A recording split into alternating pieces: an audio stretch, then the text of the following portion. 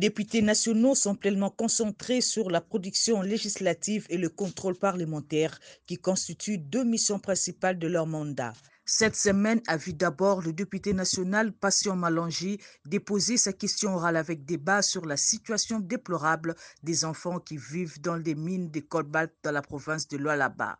Il interpelle la ministre des Affaires sociales qui doit fournir toutes les explications nécessaires sur ce dossier au moment où la République démocratique du Congo a reçu un fonds de la Banque africaine de développement pour replacer ses enfants à l'école. Toujours au cours de la même semaine, le ministre des Finances, Sélé Alagouli, est venu déposer à la Chambre basse du Parlement le projet de loi de la reddition des comptes exercice 2019. Son Excellence, Monsieur le Premier ministre, est également passé ici pour déposer le projet de budget de l'exercice 2021. Mais il y a une obligation légale, c'est qu'avant que le Parlement, dans ces deux chambres, examine le budget de l'année qui doit venir, il faut d'abord approuver la loi de reddition des comptes, donc de l'exercice qui précède. Et en l'occurrence, il s'agit de l'exercice 2019. Voilà pourquoi nous sommes venus déposer, sur instruction du Premier ministre, auprès de l'honorable président de l'Assemblée nationale, le projet. C'est encore un projet, ce n'est pas encore une loi, le projet de loi portant reddition des comptes de l'exercice 2019. Quels sont les axes? Mais évidemment, c'est essentiellement le niveau de mobilisation des recettes comparé à ce qui a été prévu dans le cadre du budget 2019, mais également le niveau de dépenses engagées par rapport aux rubriques qui ont été votées dans ce budget 2019.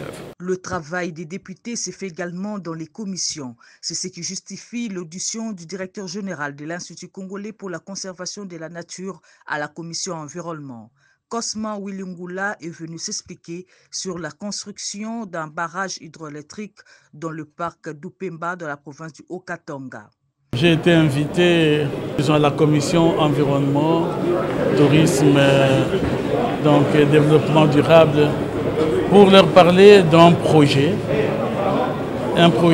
d'aménagement d'une centrale hydroélectrique en lisière du parc national de l'Upemba, d'une société qui paye Investissement. Et nous avons dit aux honorables députés qu'effectivement ce projet a beaucoup d'intérêt et ce projet présente effectivement un intérêt capital vu le déficit énergétique que nous enregistrons dans la province du Haut-Katanga et également le besoin de population. Aujourd'hui, sans l'énergie rurale, vous savez combien il n'y a pas de développement. On ne pourra pas voir un coin du pays où les enfants jusqu'à 20 ans, 30 ans n'ont jamais vu la télévision. La loi sur les personnes vivant avec handicap verra bientôt le jour. La commission mixte PAJ, socioculturelle et droits de l'homme a donné son rapport ce vendredi 6 novembre 2020 et la plénière adoptera prochainement cette proposition de loi qui redonne à ses compatriotes leur dignité autrefois bafouée. Une loi sur les handicaps est une loi très importante pour la République parce que les différentes personnes qui ont ces statuts ne l'ont certainement pas demandé ou voulu. Donc, ce n'est pas des circonstances peut-être exceptionnelles qui sont devenues handicapées. Et donc, chacun d'entre nous est exposé à être handicapé sans le vouloir l'un ou l'autre jour. Alors, nous avons été satisfaits du fait que certains de nos amendements ont été retenus, ont été insérés. Bien entendu, de manière démocratique, d'autres ont été rejetés.